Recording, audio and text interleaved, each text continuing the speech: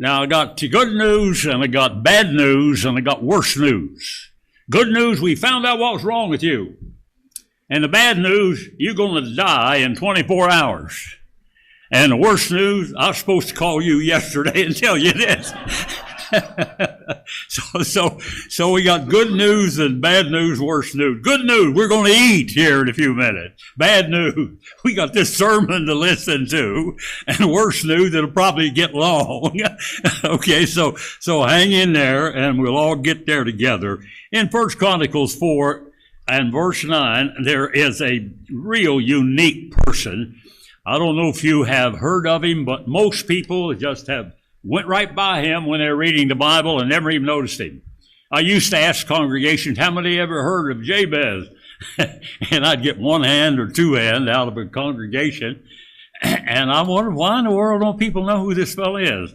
Look in verse 9, 8 and 9, if you will, or excuse me, 9 and 10. It says, and Jabez was more honorable than his brethren, and his mother called his name Jabez, saying, because I bear him with sorrow. And Jabez called on the God of Israel, saying, oh, that thou wouldst bless me indeed, and enlarge my coast, that thine hand might be with me, and that thou wouldest keep me from evil, that it may not grieve me.